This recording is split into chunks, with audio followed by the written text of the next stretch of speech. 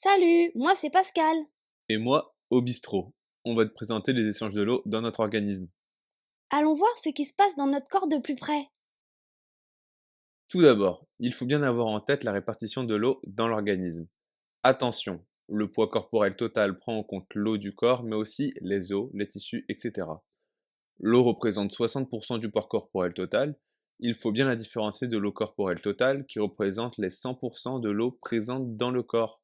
Le liquide intracellulaire représente 40% du poids corporel total, c'est-à-dire les 2 tiers de l'eau corporelle totale. Le liquide extracellulaire, lui, représente 20% du poids corporel total, soit 1 tiers de l'eau corporelle totale. Au sein même du liquide extracellulaire, l'eau est répartie entre le plasma et le liquide interstitiel.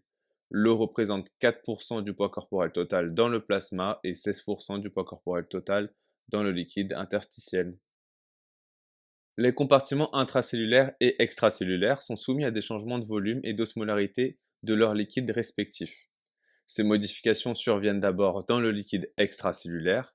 Quoi qu'il arrive, physiologiquement, il y aura toujours un équilibre osmotique entre le liquide extracellulaire et le liquide intracellulaire, c'est-à-dire le même nombre de moles par quantité de volume. En gros, l'osmolarité, c'est la concentration dans chaque compartiment. Si dans 1 litre de liquide extracellulaire il y a 3 billes, alors il faut qu'il y ait 3 billes aussi dans 1 litre de liquide intracellulaire. Exactement ainsi, lors de la modification de l'osmolarité du liquide extracellulaire, on aura un déséquilibre osmotique qui se crée. L'organisme va alors tout mettre en œuvre pour revenir à l'état d'équilibre. Pour cela, on va observer des mouvements d'eau entre les différents compartiments selon les lois des transports passifs. Donc soit on enlève de l'eau pour augmenter la concentration, soit on en rajoute pour diluer et donc diminuer la concentration. Mais à quoi ça sert de savoir tout ça? Notre corps est un milieu dynamique. On boit de l'eau, on mange, on va à la selle, on transpire, etc., etc. Il est donc constamment soumis à des variations de volume et d'osmolarité. Pour que tu comprennes, je vais t'expliquer quelques exemples. Mais d'abord, je vais te montrer la méthode générale à utiliser pour comprendre chaque type de mouvement. Tu dessines d'abord un petit tableau dans lequel tu places le liquide extracellulaire, le liquide intracellulaire, leur volume et l'osmolarité respectifs. Puis, on va remplir le tableau avec les différentes informations qu'on nous donne. On commence toujours par s'occuper du liquide extracellulaire, car comme dit précédemment, les modifications surviennent d'abord dans le liquide extracellulaire. Puis, en fonction de la variation du volume du liquide extracellulaire, on étudie l'évolution de l'osmolarité du liquide extracellulaire. Ensuite, en fonction de la modification du liquide extracellulaire, on va pouvoir déterminer si le volume du liquide intracellulaire augmente, diminue ou reste le même. Enfin, on regarde l'évolution de l'osmolarité du liquide intracellulaire. Encore une fois, cette méthode sera appliquée dans tous les cas de figure suivants. On va d'abord étudier le cas d'une expansion hypoosmotique, c'est-à-dire dans le cas d'un gain de liquide hypoosmotique. Pascal a très soif, il boit 3 litres d'eau pure. Très bonne question. Voilà un schéma de la composition des liquides corporels de Pascal avant d'avoir bu. J'ai donc 4 litres de liquide intracellulaire et 2 litres de liquide extracellulaire.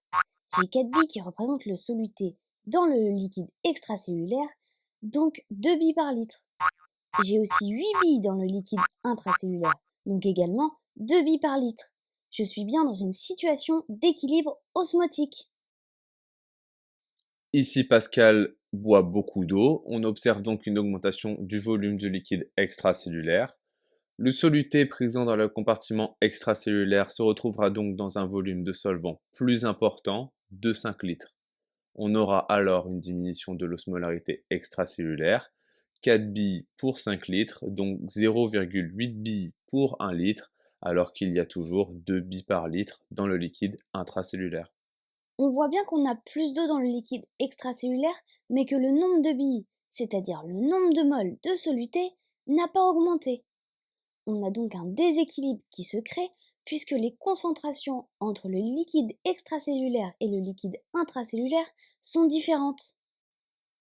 On a une situation de déséquilibre osmotique. Physiquement, l'état d'équilibre est toujours recherché. Comme le soluté ne peut pas se déplacer, c'est le rôle du solvant de rétablir un équilibre des concentrations.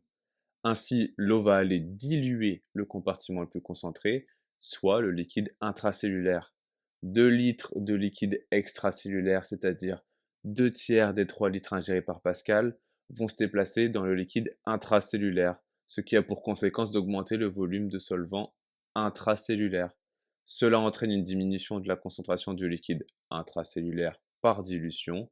On a finalement 8 billes dans 6 litres de liquide intracellulaire, soit 4 tiers de billes par litre, et 4 billes dans 3 litres de liquide extracellulaire, soit également 4 tiers de billes par litre. Grâce à ce déplacement, l'équilibre des concentrations est rétabli. Oh là là, je pensais pas qu'il se passait autant de choses dans mon corps juste en buvant de l'eau. Maintenant, dans le cas d'une contraction hypoosmotique, il y aura une perte de liquide hyperosmotique. Attention à ne pas te tromper, on va faire un peu de gymnastique de cerveau. Pascal est atteint d'insuffisance rénale chronique. Ses urines sont alors plus concentrées que le plasma, ses urines sont donc hyperosmotiques. On a une perte de sodium plus importante que la perte d'eau, le solvant. De base, l'eau est à l'équilibre dans l'organisme de Pascal, il va aux toilettes et urine 1 litre, mais comme il est insuffisant rénal, il perd avec ses 1 litre de solvant du soluté. La concentration de ses urines est plus élevée que la concentration d'équilibre de son organisme. Par opposition, le liquide extracellulaire est donc de concentration réduite par rapport à l'équilibre, donc en hypoosmolarité. Qu'est-ce que tu en déduis, Pascal? Qu'il y a donc un déséquilibre osmotique entre le liquide extracellulaire et le liquide intracellulaire. Oui, voilà, c'est ça. Est-ce que tu arriverais maintenant à m'expliquer comment la situation va évoluer? Oui, je pense que j'en suis capable. Comme le volume de liquide extracellulaire et l'osmolarité du liquide extracellulaire sont diminués, l'eau va aller dans le liquide intracellulaire. On aura donc une augmentation du volume du liquide intracellulaire, mais comme le nombre de billes y reste le même, la concentration va diminuer et donc on aura une baisse de l'osmolarité du liquide intracellulaire. Bravo, Pascal. C'est bien, tu progresses. À présent, on s'intéresse à une contraction hyperosmotique, c'est-à-dire une perte de liquide hypoosmotique. Imaginons que Pascal fait du sport et sue des litres et des litres. La sueur est un liquide hypoosmotique et il perd donc plus de liquide que de sel. Donc je perds beaucoup d'eau, c'est-à-dire de solvant, mais très peu de soluté. Effectivement, il y aura alors une diminution du volume du liquide extracellulaire puisqu'il perd du liquide, mais une augmentation de l'osmolarité puisqu'il va perdre plus d'eau que de soluté, donc il restera dans le liquide extracellulaire par opposition, plus de soluté que d'eau. Pour revenir à un état d'équilibre, il y aura donc une diminution du liquide intracellulaire qui ira diluer le liquide extracellulaire, ce qui entraînera une augmentation de l'osmolarité du liquide intracellulaire. J'ai compris! Comme je vais avoir une diminution du volume intracellulaire, mais pas de changement au niveau du soluté, je vais avoir plus de billes dans un volume plus petit, donc une augmentation de l'osmolarité. C'est tout à fait ça. C'est bon, tu commences à comprendre comment ça fonctionne. Si maintenant on s'intéresse à une contraction isoosmotique, on aura donc une perte de liquide isoosmotique. Pascal court dans la rue pour avoir sa place dans l'amphi quand soudain il tombe. Il s'est blessé le Aïe! genou, il saigne abondamment, il a une hémorragie. Attendez 2 minutes, j'appelle le SAMU. Tu vas tenir le coup, Pascal? Je reviens t'expliquer tout ça. Bon, il a perdu beaucoup de sang. On considère que le sang est un liquide isoosmotique. Son osmolarité est donc la même que celle du liquide intracellulaire. Cela va entraîner une diminution du volume extracellulaire, mais pas de changement de l'osmolarité. En effet, on aura toujours le même rapport soluté-solvant. Comme Pascal l'aurait expliqué, qu'on ait 2 billes dans 4 litres ou une bille dans 2 litres, c'est la même chose, le rapport reste le même.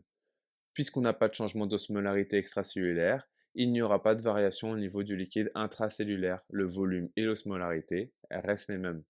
Bon, maintenant, allons voir comment va notre Pascal. Alors Pascal, tu te sens mieux? Tu nous avais une belle frayeur. Oui, un peu mieux. En tout cas, merci beaucoup au bistrot. Grâce à toi, j'ai compris comment se passent les mouvements d'eau dans mon corps. C'est vraiment une machine incroyable. De rien Pascal. Et surtout, n'oublie pas de retenir la méthode d'analyse. Bon établissement.